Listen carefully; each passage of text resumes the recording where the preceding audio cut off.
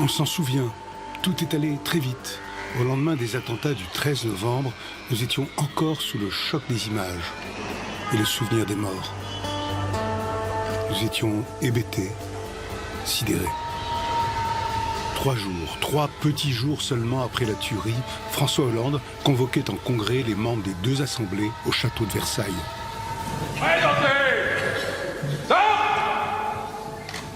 La France est en guerre. Les actes commis vendredi soir à Paris et près du Stade de France sont des actes de guerre.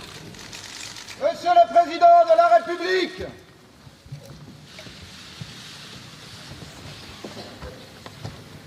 notre République n'est pas à la portée de méprisables tueurs. Ma volonté, c'est de mettre toute la puissance de l'État au service de la protection de nos concitoyens. Nous devons donc nous défendre dans l'urgence et dans la durée.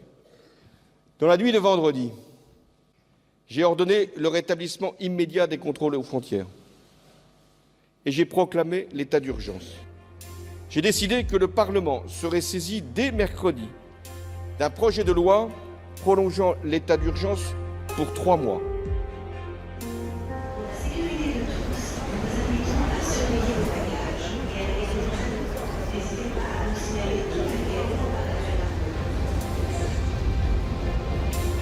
Sans même avoir eu le temps de réaliser ce qui nous arrivait, nous avions redécouvert tout un vocabulaire. Interpellation, arrestation, assignation, perquisition. Toutes ces procédures administratives présentées comme nécessaires sont-elles excessives? Il y a bien longtemps que nous n'avons pas eu à nous poser aussi fortement de telles questions. Ce papier là. Nous sommes dans une situation le 13 novembre où nous ne savons pas si tous les terroristes qui ont été à l'origine de ce crime abject sont hors d'état de nuire. Et à l'heure où je vous parle, il reste encore des acteurs déterminants de cet attentat qui sont en cavale. Bon. Donc nous sommes face à un risque imminent de réplique. Le soir même des attentats, la décision fut prise d'envoyer en renfort 1500 militaires supplémentaires. Tout un arsenal d'outils de lutte contre le terrorisme fut déployé en urgence. Et pour certains, ce n'est toujours pas suffisant. Expulsion des étrangers, déchéance de nationalité pour les binationaux, mais aussi, et c'est le centre du problème, centre de rétention pour ceux qui sont nés français, sans prendre aujourd'hui le risque d'attendre. Dès le lendemain du congrès de Versailles, l'unité nationale s'effritait déjà. Banaliser le tout sécuritaire n'est pas à la hauteur de la situation, et banaliser le tout sécuritaire ne fait que contribuer à instaurer un climat de peur et de surveillance généralisée, alors que la priorité est au renforcement des moyens de renseignement et de contre-terrorisme, de justice et de police sur le terrain. La pensée, elle aussi, était en état d'urgence. Une question se posait. Jusqu'où sommes-nous prêts à aller pour protéger nos libertés? C'est en regardant de près, de très près, en observant ce ministère qui nous observe, celui de l'intérieur, que nous allons comprendre ce qui est en train de se passer dans notre République aujourd'hui.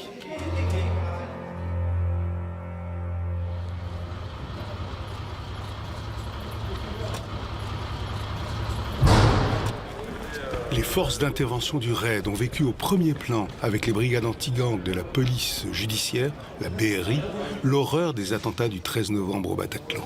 Et 5 jours plus tard, elles se retrouvent lors de l'assaut de Saint-Denis, au cours duquel 3 djihadistes retranchés sont tués et 4 hommes du RAID blessés.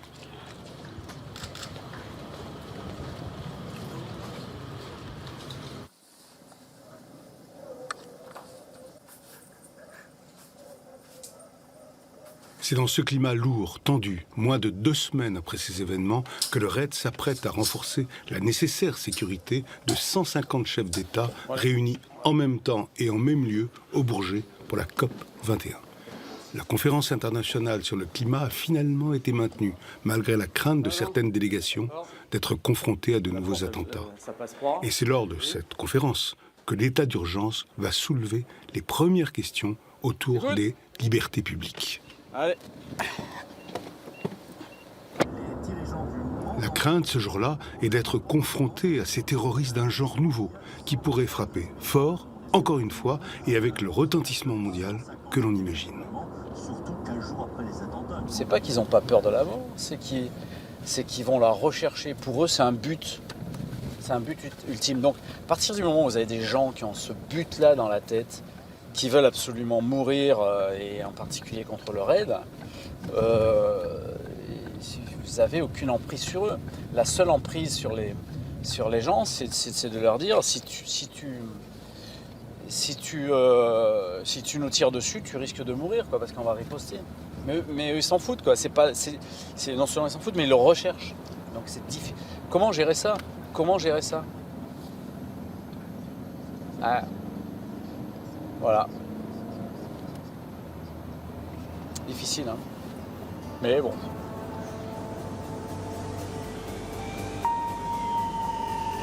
Bonjour. Ouais. La France n'a pas lésiné sur la sécurité afin de ne pas compromettre ce grand rendez-vous tant attendu.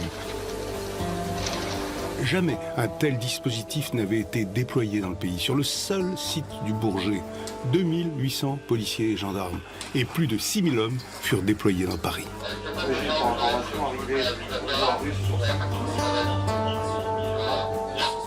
On a fait le choix de se mettre au niveau de l'auditorium, qui est ici, situé ici. Pour quelle raison ? C'est qu'en cas de difficulté de basse ou moyenne intensité, l'ensemble des VIP qui seront présents sur le site seront regroupés au sein de l'auditorium. Ensuite, on a positionné un tireur de précision à l'angle de ce bâtiment et à l'angle de celui-ci, de manière à couvrir l'ensemble du champ. Transport en commun, espace aérien, routes, frontières, tout est sous surveillance. Mais en voulant rassurer leurs hôtes avec des moyens de sécurité colossaux, les autorités françaises vont aller très loin dans leur recours aux mesures de l'état d'urgence. À l'abri des regards, 24 militants supposés violents furent assignés à résidence de manière préventive. Malgré l'interdiction de manifester pendant la durée de la COP21 et au nom de l'état d'urgence, des milliers de personnes bravèrent l'interdit. Et des heurts éclatèrent entre les forces de l'ordre et certains manifestants parmi les plus virulents. Une question se pose alors. Si l'état d'urgence a vocation à lutter contre le terrorisme djihadiste, pourquoi des militants d'une toute autre nature firent-ils l'objet de ces mesures d'assignation à domicile ? Nous nous interrogeons fortement sur certains cas précis touchant notamment des militants comme en Dordogne ou à Rennes, sans aucun lien a priori avec le djihadisme et qui ont été perquisitionnés ou assignés à résidence. Je ne peux pas accepter que les forces de sécurité aujourd'hui puissent prendre en charge dans l'espace public des casseurs parce qu'ils ont décidé dans l'irrespect complet de jeter des projectiles sur des forces de l'ordre en s'en prenant à l'État et à ceux qui l'incarnent par l'uniforme qu'ils portent. Je ne l'accepterai jamais et tous ceux qui l'acceptent sur ces bancs, dont M. Mamère qui s'agite, sont dans l'irresponsabilité totale. Et pour ce qui concerne les militants écologistes, il n'y en a eu aucun d'assigné. Ceux qui ont été assignés, ce sont des individus violents.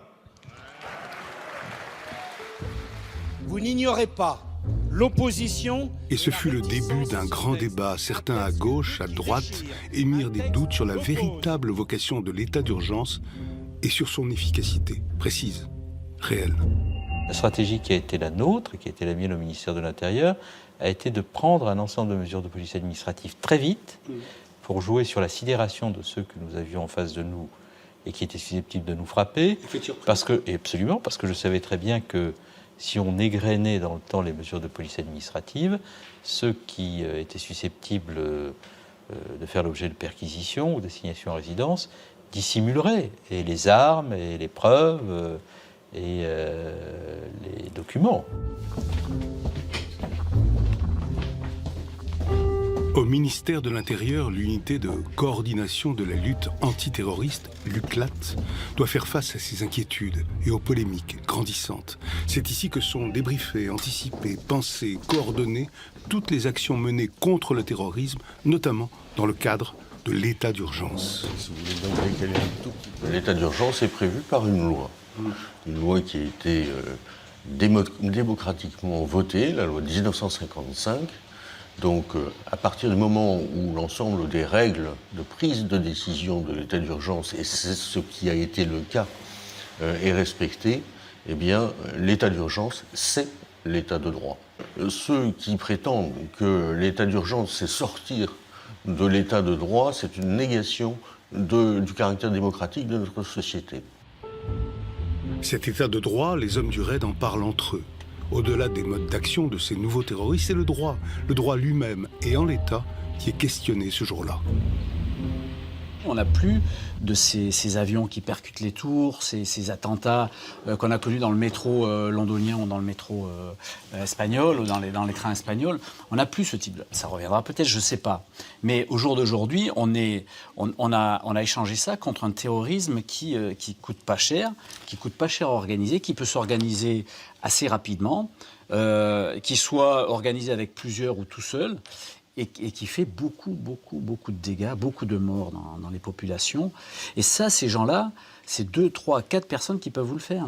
Et donc après, se pose le problème, qu'est-ce qu'on en fait? Mais, encore une fois, vous résolvez beaucoup de problèmes, déjà, en donnant un nom au problème. Daesh, reprenons d'abord. Daesh, terrorisme, terroriste ou non? Oui, il n'y a plus de problème. Terroriste. Des gens vont là-bas et soutiennent Daesh, vont combattre avec Daesh. Ces gens sont bien partis pour combattre et aider des terroristes. On est bien d'accord. Oui. On est bien d'accord. Donc, à partir du moment où ils reviennent et qu'ils sont allés combattre pour soutenir des terroristes, peut-être pas là contre nous, mais contre des Américains, contre peu importe, à partir du moment où ils sont partis là-bas et qu'ils reviennent, ce sont pour moi des gens dangereux, ce sont des terroristes. Et alors, en effet, ceux-là, ils n'ont rien fait peut-être chez nous, encore. Ils vont peut-être rien faire, j'en sais rien. Mais je vous dirais presque, peu importe, ils sont bien partis, que je sache, combattre chez les terroristes. C'était bien des terroristes là-bas. Donc ils reviennent, on les écarte. Parlons de Guantanamo. Ils en sont là. Il a une fiche S américaine. Il est susceptible de passer à l'acte. On l'isole. Même s'il n'a rien fait. Même s'il n'a rien fait. On l'isole. Vous voyez? Il y a eu des loupés aussi. Alors, mais bien évidemment. Alors, vous avez des loupés, vous sortez de l'état de droit, vous avez plus de lignes. Peut-être justement, est-ce qu'il faut remettre des lignes un petit peu différentes? Vous pouvez vous poser les mêmes questions. Bouger les lignes, modifier le droit, au risque peut-être de céder à ce que l'on appelle la tentation policière. C'est précisément cela qui peut inquiéter. Il faut être sérieux. On ne va pas créer un Guantanamo à Belle-Île. On ne va pas réouvrir l'île du Diable. Je pense que nos régimes ont évolué.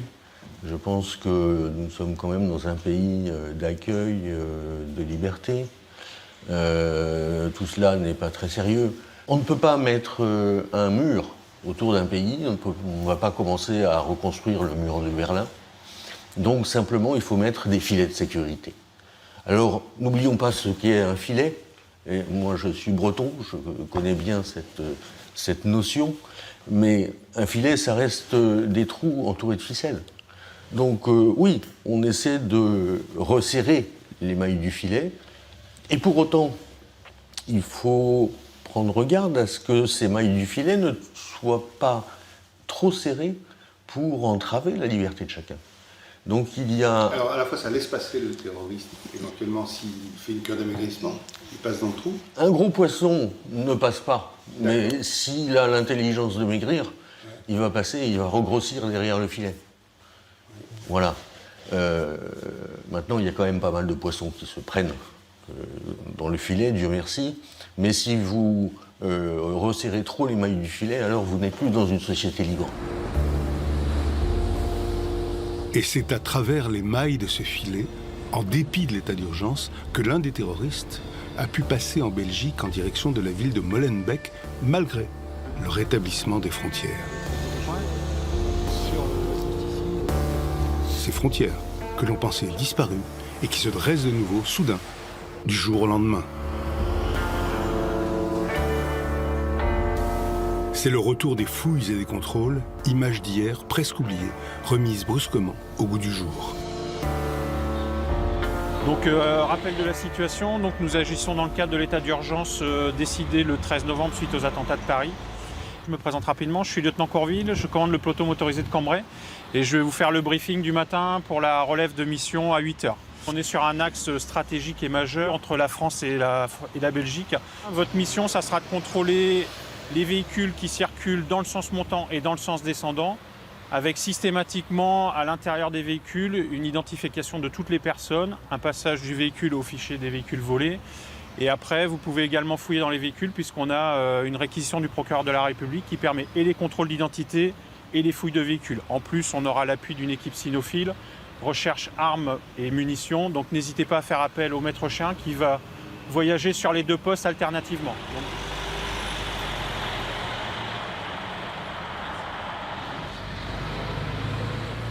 Gendarmerie nationale, bonjour monsieur. Je vais vous demander de me présenter la carte grise du véhicule, votre permis de conduire ainsi que la pièce d'identité du passager, s'il vous plaît. Le fait d'être en état d'urgence permet d'augmenter les contrôles, le volume, et donc du coup, on augmente aussi les gens qu'on arrête, quoi. Ça nous permet on profite de ce système, enfin de l'état d'urgence pour élargir les contrôles. Et de fait, on contrôle aussi les personnes qui sont recherchées, et du coup, voilà, on en profite. Qui sont recherchés pour autre chose que pour du terrorisme, bien sûr. Ouais. Ça va de la pension alimentaire qui n'est pas payée jusqu'au délit majeur.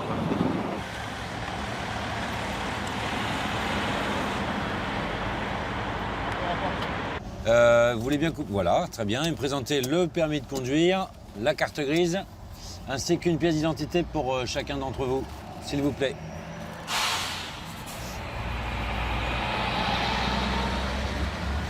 Votre permis à vous, il est où? Je l'ai pas sur moi, c'est ça. Mais c'est le vôtre qu'il me faut. C'est vous qui conduisez. Ah non, oui, c'est moi qui conduisais, mais je pense que c'est moi qui l'ai acheté, là. Oui, mais moi, vous n'avez pas votre permis de conduire, c'est vous qui conduisez. Moi, je l'ai chez moi. D'accord. Il y a le chien des stupes qui va venir.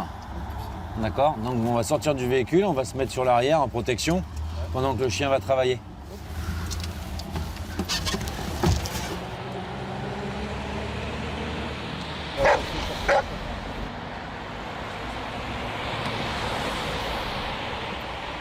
C'est quoi, du pognon? Ouais, du pognon. On a trouvé 2 enveloppes avec de l'argent. 2 enveloppes. Ça peut peut-être intéresser. Vous avez un ticket de retraite, vous avez quelque chose? J'ai mon compte bancaire que je peux vous retirer par téléphone. Ouais, éventuellement, je veux bien. C'est de l'argent que vous avez retiré quand, ça? Il y a ma mère qui m'a donné un peu. Alors attendez, ça c'est quoi? Ça c'est votre... Ça c'est mon virement, c'est quand je travaille. On comprendrait qu'une personne qui se promène avec 1800 € sur lui sans salaire, la provenance, ça peut être... Non mais elle peut être tout de suite douteuse. Bah oui, voilà. Vous avez vu, j'ai un salaire. Voilà. Moi j'ai un salaire aussi, je ne même pas avec 1800 € sur moi. Ouais, mais bon. C'est-à-dire qu'on recherche prioritairement des jeunes, avec soit des plaques étrangères, soit des plaques de la région parisienne. Ouais. Et puis on fait du profil ciblé, quoi. Profil ciblé. Et danger possible d'arbitraire ou même risque de contrôle au faciès. Dans une France en état d'urgence, d'éventuelles dérives sécuritaires préoccupent, bien sûr. Surtout lorsque des profils autres que celui de terroristes tombent aussi dans les mailles du filet.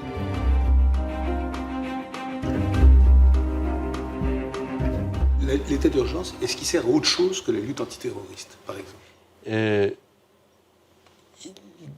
Là, il faut être extrêmement précis sur cette réponse. Nous n'avons pas pointé que des gens dont nous étions sûrs qu'ils étaient engagés ou dont nous les soupçonnions d'être engagés dans des opérations terroristes. Par exemple, nous avons pointé aussi des trafiquants d'armes et de stupéfiants. Parce que nous savons qu'il y a aujourd'hui une porosité entre certains milieux de la délinquance et les milieux terroristes. Et que nous avons pensé que de rentrer par la délinquance et le droit commun dans les perquisitions administratives était une manière d'atteindre les cibles terroristes. Peut-être, mais dans ce cas, où s'arrêtent les perquisitions et les assignations à résidence dans le cadre de l'état d'urgence? Jusqu'où va-t-on chercher le lien, plus ou moins direct, avec le terrorisme? Have you got something in the pockets of your pants? Here. Nothing? Turn. Thank you. Put your hands up. Okay, great. Don't move.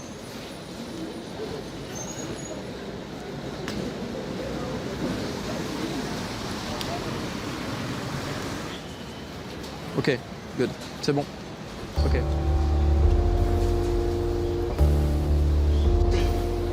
Si vous êtes témoin d'une situation qui présente un risque pour votre sécurité ou celle des autres voyageurs, appelez le numéro d'alerte. En effet, il faut le dire, nous sommes en guerre. Monsieur le Président l'a dit. Mais c'est une logique de guerre moderne. C'est là qu'est la difficulté, puisqu'en fait, et c'est là qu'est le côté terrible de la chose, c'est qu'en fait, on n'a pas l'impression d'être en guerre. Mais pourtant, on l'est, puisque la menace est invisible et imprévisible. Il faut, de temps en temps, écarter temporairement quelques libertés de manière à garantir la sécurité des gens. Parce que je pense que la vie prime des fois sur certaines libertés. Réduire les libertés pour renforcer la sécurité ? Mais à la condition de ne pas affaiblir l'état de droit et sur une durée limitée. Car l'état d'urgence prévu au départ pour 12 jours, puis prolongé, et qui le sera encore, pose la question de la durée de restriction de ces libertés. Si on n'arrête pas l'état d'urgence, on a un procès sur l'état d'urgence permanent. Et quand on l'arrête, on nous explique que c'est pas raisonnable. Bon, nous ne souhaitons pas que l'état d'urgence soit prorogé à l'infini. Nous l'avons mis en œuvre parce que les conditions de droit étaient réunies pour le faire. Mais l'état d'urgence est un élément de l'état de droit. Ce n'est pas une dérogation à l'état de droit. Les mesures d'exception prévues par l'état d'urgence, ce ne sont pas des mesures orthogonales aux principes républicains. Mais ce sont des mesures qui sont des mesures d'exception prévues par l'état de droit et qui doivent être utilisées conformément à ce que le droit prévoit, c'est-à-dire avec une infinie précaution.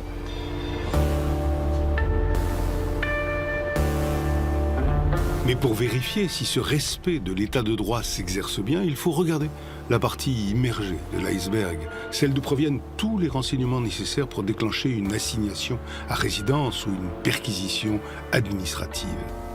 C'est le SCRT, Service central du renseignement territorial, plus connu il y a quelques années sous le nom de RG, Renseignements généraux.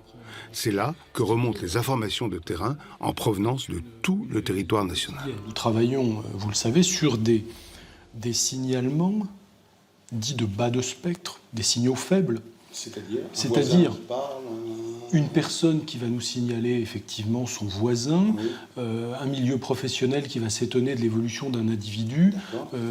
Genre il circule la main d'une femme, par exemple, voilà, ce genre de choses. Une famille qui va s'inquiéter parce qu'effectivement sa fille ou son fils s'est converti et développe une pratique ultra rigoureuse de l'islam. Tous ces signalements-là vont très naturellement pour évaluation au renseignement territorial et nous permettent d'avoir depuis plusieurs mois maintenant, plusieurs années, depuis le printemps 2014, une importance de plus en plus grande de ces signalements, un vivier de radicalisés sur lequel nous sommes en travail permanent d'évaluation, une évaluation fine, en faisant preuve de discernement. Je veux dire, il y a des cas de radicalisation suspectés comme radicalisation qui n'en sont pas, qui sont simplement des conversions. Là, on lève le doute, c'est ça. Et là, on va effectivement permettre de lever le doute. Mais, en toute hypothèse, pour lever le doute, il est parfois nécessaire d'aller sur des actions qui sont des actions de l'administration, qui nous donnent ensuite un résultat qui est un résultat, j'allais dire, qui peut, dans bien des cas, dans la majorité des cas, j'allais même dire, permettre de clôturer purement et simplement une situation de doute, en disant là, il n'y a plus raison d'avoir de doute. Voilà. Mais dans d'autres cas, ça va nous conforter dans une suspicion et dans la certitude, ou ce qui devient la quasi-certitude, qu'un individu est suffisamment fragile pour basculer. Ah, c'est ce qu'on est. Il y a toute la France en plus. Dans le département du Val d'Oise, une centaine de perquisitions ont déjà été effectuées depuis la mise en place de l'état d'urgence. Le travail des services du RT permet de comprendre concrètement comment s'opère une levée de doute ou au contraire une confirmation de suspicion. On s'est rendu compte après les attentats du 13 novembre qu'on avait une averse, un flot de signalements. On va dire en période classique, on est à 15 à 20 signalements par mois. Voilà. Depuis le 13 novembre, nous avons enregistré près d'une 50aine de signalements. Voilà, dont une majorité d'ailleurs par cette fameuse plateforme du Centre national de prévention de la radicalisation, le numéro vert, effectivement. Voilà, on a près d'une 50aine. Là, quand je vous disais une averse de signalement, c'est vraiment une averse de signalement.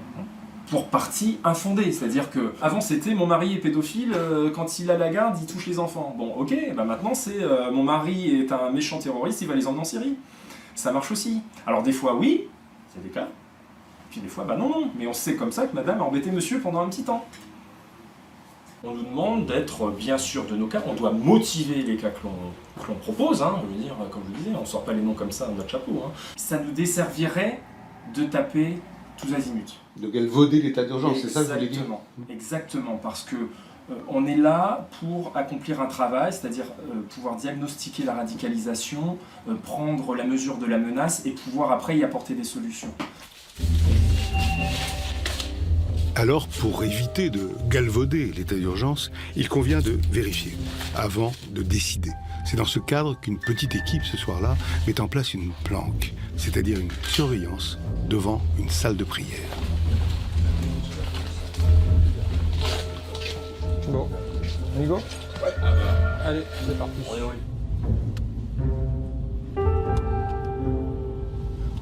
Alors aujourd'hui, on va mettre un dispositif de surveillance aux abords d'une salle de prière radicale qui a été fermée pour une mesure administrative. Donc malgré cette mesure de fermeture, on a eu des renseignements relatifs à la présence d'individus dans ces lieux la nuit et qui quittaient les lieux au petit matin. Donc depuis quelques semaines, donc, on fait des dispositifs réguliers afin de poursuivre nos investigations et éventuellement de prendre d'autres mesures administratives sur ce lieu. Allez, on est parti. Je te suis jusqu'à la Grande Avenue, Victor. Toi, tu me suis jusqu'à la Grande Avenue. Voilà, et après... Tu mets le zoom comme je t'ai dit. Nous, après, moi, je me mets autre part. Okay. Certains des hommes seront donc cachés dans un sous-marin, un soum, comme ils disent, c'est-à-dire un véhicule banalisé aux vitres très obscurcies.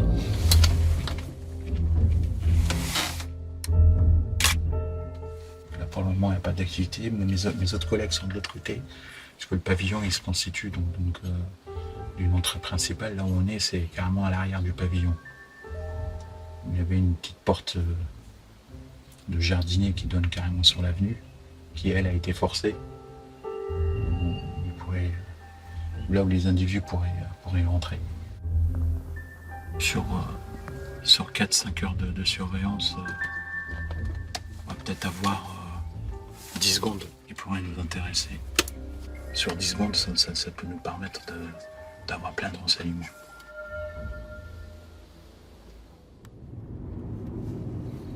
On n'a pas eu d'activité au sein du lieu de culte. Alors, on fera cette opération régulièrement afin de prouver la présence ou pas d'individus la nuit dans ce lieu de culte qui est fermé. Pour vous, là, c'est un coup de perdu ou pas du tout ?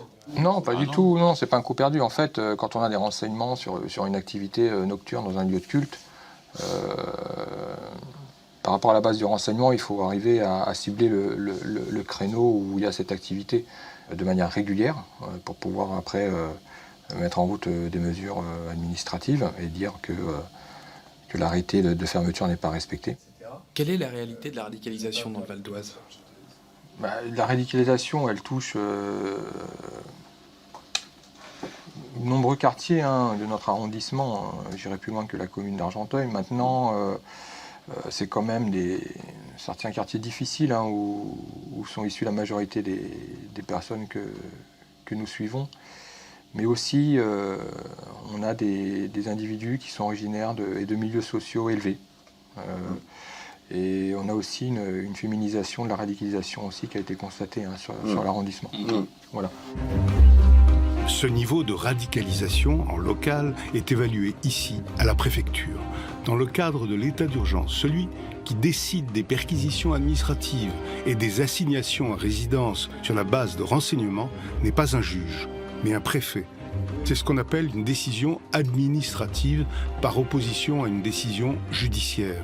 Ceci pose la question du rôle et du contrôle de la justice sur l'action policière. Le préfet, le voici. Il est ce jour-là entouré des services de renseignement du département, porteurs d'informations bien sûr confidentielles, mais qui ne reposent sur aucune preuve juridique établie. Je propose de passer à l'ordre du jour en commençant par l'examen des fermetures administratives de lieux de culte. On en a un qui l'est depuis hier. C'est une salle de prière sur décision de la commission de sécurité et sur décision, sur arrêté de fermeture administrative du maire. On avait une inquiétude pour un des lieux, mais on va l'évoquer, de la présence des scellés que nous avions fait poser pour garantir l'effectivité de la mesure. Mais je vous propose qu'on l'évoque tout de suite, donc avec la salle de prière. A priori, pas de difficulté, commissaire. Pas de réintroduction. Les scellés sont respectés, pas de sujet s'agissant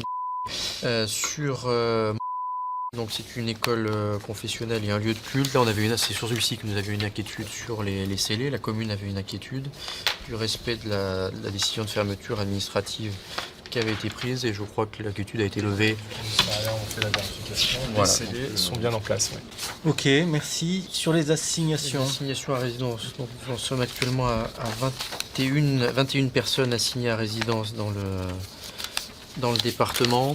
Monsieur qu'on connaît bien également autour de cette table, qui nous sollicite beaucoup alors, sur son assignation à résidence. Il nous appelle entre 2 et 3 fois par jour, sur sa possibilité de récupérer ses armes. C'est l'individu dont nous évoquions tout à l'heure.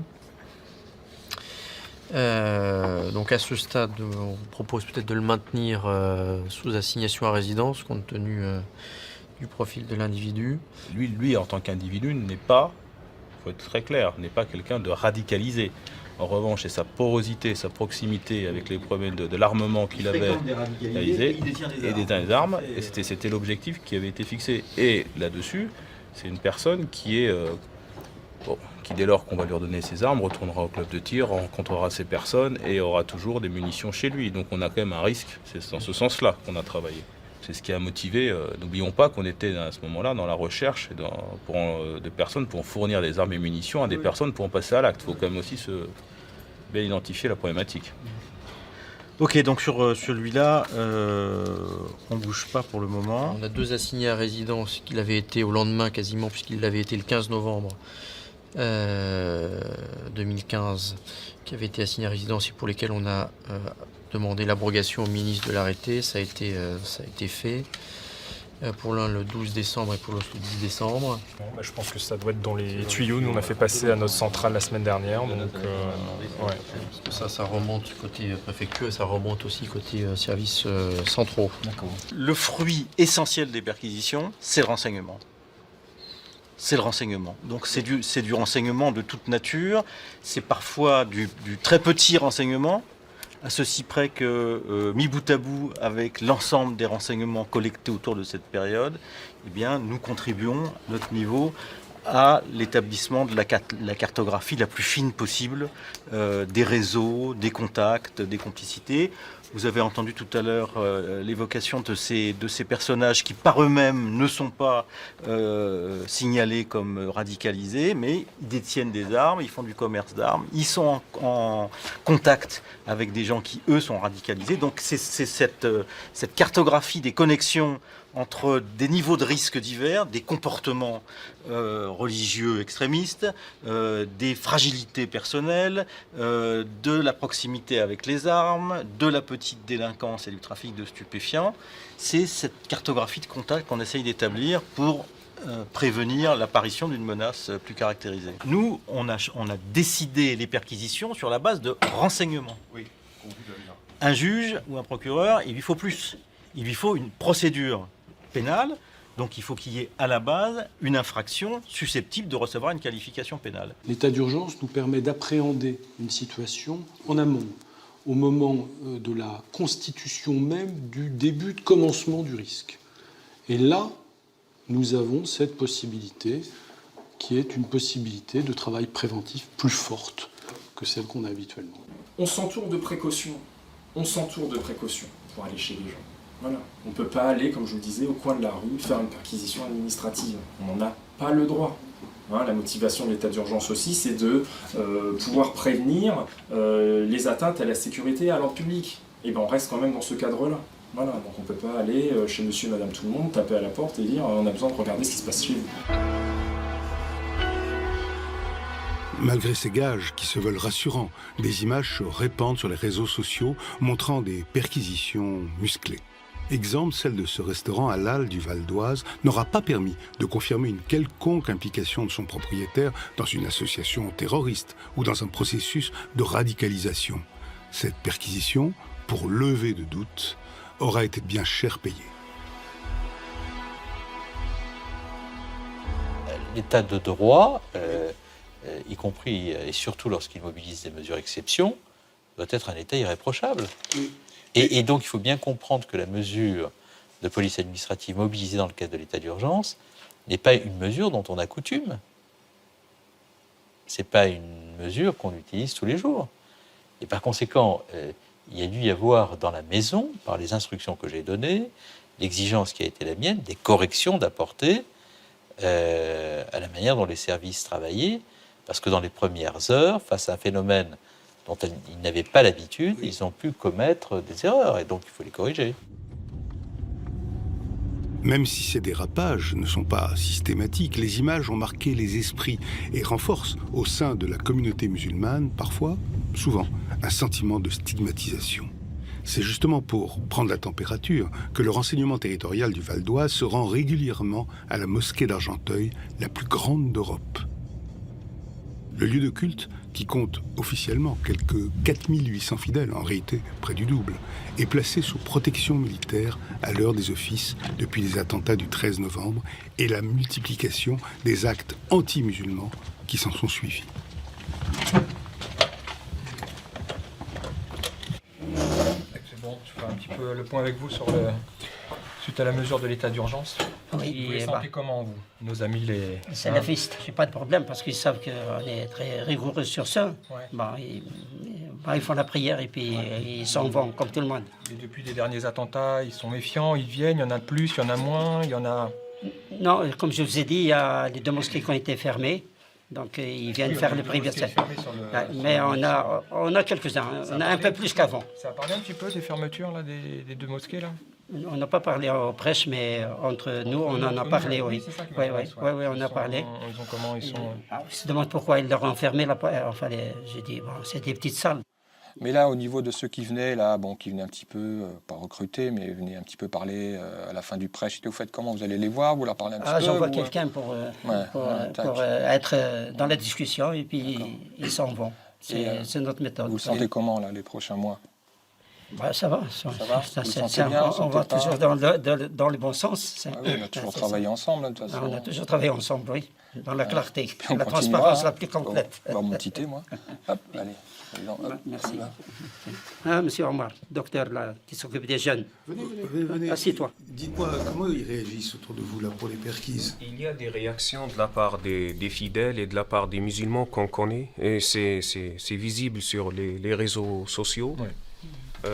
On s'indigne contre certaines façons de faire ces perquisitions. Cette façon, vous la qualifierez quoi? De violente? Violente. Oui. Et selon certains témoignages, toujours sur les réseaux sociaux, il y avait même des atteintes aux libertés des gens, et des propos déplacés, et surtout des plaintes de la façon dont ces perquisitions ont été opérées. Les gens parlent de tout ça et se demandent pourquoi ça, et d'autres disent que c'est une autre façon de stigmatiser la communauté musulmane. En cette fin d'année 2015, depuis les attentats de novembre, plus de 200 actes islamophobes ont été recensés. Sur l'ensemble de l'année, ils ont été multipliés par 3 par rapport à 2014. C'est sur fond de ces chiffres inquiétants dans un pays sous haute surveillance que les Français célèbrent le passage à 2016.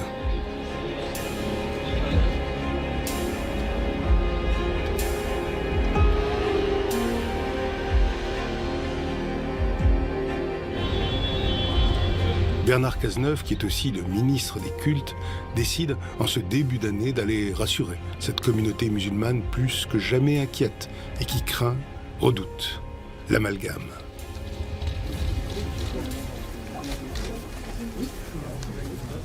Jamais. Et ce sera un combat qui aura lui aussi toute sa force, que l'on puisse profiter des événements tragiques auxquels notre pays est confronté pour susciter la division au point d'encourager les actes anti-musulmans. Mais il y a une autre communauté à rassurer et qui a été durement éprouvée par les attentats cette année. Et c'est à l'occasion de la cérémonie d'hommage aux victimes de l'hypercacher de janvier 2015 que Bernard Cazeneuve doit faire face aux demandes de protection et de sécurité des Juifs de France venus ce soir-là se souvenir et se recueillir.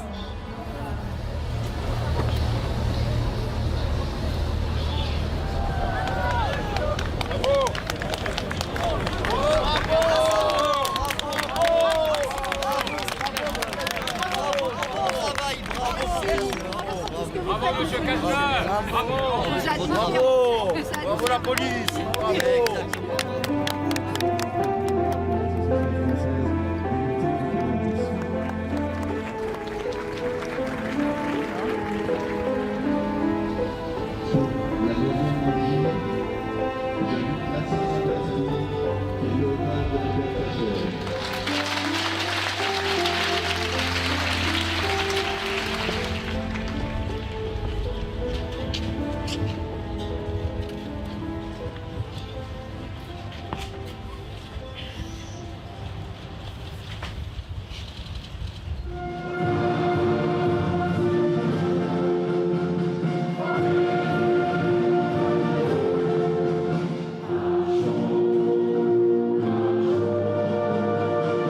Malgré cette volonté réaffirmée de fédérer, de rassembler tous les citoyens autour de l'idéal républicain, la société française s'interroge et parfois se fragmente.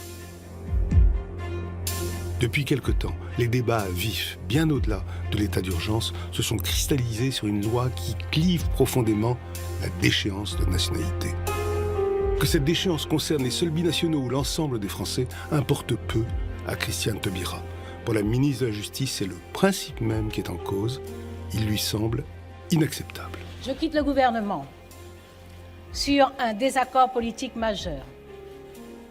Je choisis d'être fidèle à moi-même, à mes engagements, à mes combats, à mon rapport aux autres, fidèle à nous, tel que je nous comprends. Non, non, à la déchéance. Non, non, non, à l'état d'urgence. Non, non. Le PS, c'est B comme Perquise, S comme Fichesse. La proposition du président de la République d'inscrire état d'urgence et d'échéance retrait de nationalité dans la Constitution qu'il conviendrait alors de réviser est considérée avec suspicion. Et dans la rue, sous le regard des policiers, nombreux sont ceux qui durcissent le ton. Pas l'État policier. Abrogation des lois d'exception. Action, révolution contre le racisme. Aux côtés des manifestants, Halim Abdelmalek. Il a été le premier à voir le Conseil d'État suspendre son assignation à résidence après avoir été soupçonné, à tort donc, d'appartenir à la mouvance islamiste radicale. J'ai dû passer 2 mois et 4 jours assignés à résidence chez moi. J'ai dû subir cette oppression. J'ai dû subir ces sentiments que je ne connaissais pas, ces sentiments d'injustice, ces sentiments de solitude, de délaissement. Surtout quand on sait qu'on n'a rien fait, quand on sait qu'on n'a rien à voir à tout ça, et quand on sait qu'on est juste humain, et que peu importe ce qu'on pratique, peu importe ce qu'on vit, voilà, on est français, on est né en France, et quand même on nous fait subir ces choses-là, il faut penser aux générations qui vont venir après. Merci. Merci. Une chose est sûre, l'état d'urgence et surtout le débat sur la déchéance de nationalité ont réveillé de vieux fantômes. On les croyait disparus. Pendant la Seconde Guerre mondiale, mon père était résistant, a été qualifié de terroriste par l'occupant nazi parce qu'il avait pris les armes. Et Il avait été qualifié de terroriste non pas par des juridictions indépendantes, mais par l'occupant. L'indignité nationale eût été une meilleure solution et aurait évité la désunion nationale.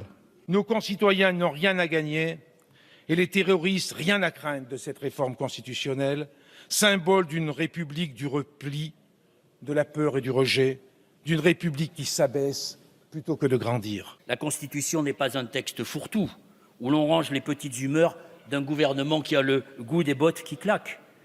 Alors que les débats sur la révision de la Constitution continuent, l'état d'urgence, lui, est prorogé. Et ceci jusqu'au 26 mai. 4 mois après que l'état d'urgence ait été décrété, l'heure est au bilan. On dénombre plus de 3450 perquisitions sur l'ensemble du territoire. 740 armes ont été saisies, dont 75 armes de guerre. 340 assignations à résidence ont été notifiées. 70 d'entre elles ont été renouvelées. 67 peines ont été prononcées. Elles ont abouti à 55 incarcérations. Et une trentaine d'infractions liées au terrorisme ont été constatées. En attendant, qui connaît la suite? Qui peut, et selon quels critères, anticiper la manière de sortir de cet état d'urgence?